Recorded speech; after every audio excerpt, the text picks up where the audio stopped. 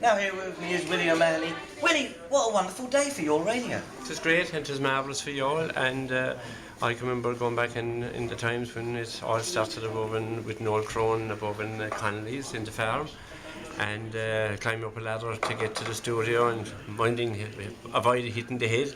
But right. They were great memories, and I mean it was marvellous to have it happen, and it's marvellous that it's going up to now, you know. Fantastic. And I would imagine that it'll go on for years to come. With modern technology, it'll go on for a long time. Are you an avid listener? Do you listen to it? I do listen to it, yeah, and okay. I used to be involved maybe with sports and in general down through the years. I used to contribute a small part of a programme, you know. Or would you ever do that again?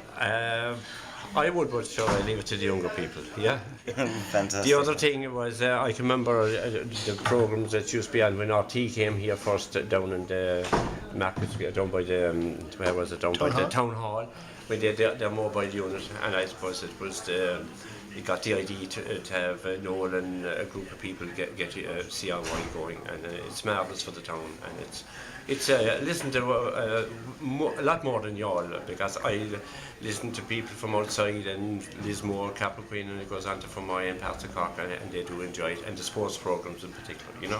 Fantastic. Yeah. Lovely. That's it. Willie, thank you very much for talking to me. John Cunningham's here. John, you were around in the olden days, weren't you? Tell us about it.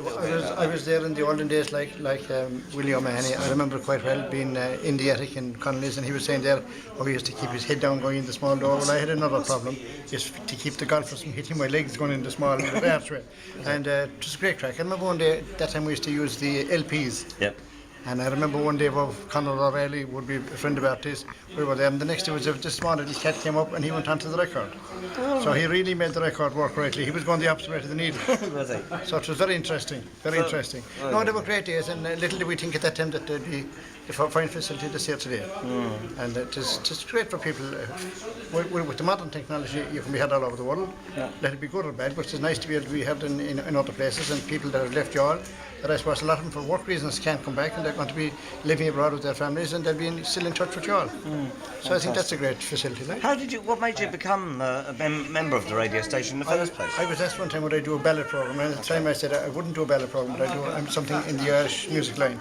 I thought I felt maybe a little bit more about it than I did of ballads. So that's how it emerged, because Eleanor O'Brien, Pat and Eleanor used to do a ballad programme at that time. Right. It's gone back a long time, as I say, 79 they started. So you're happy here to be part of it today? It was great, and nobody thought that it would ever come to something like this. I mean,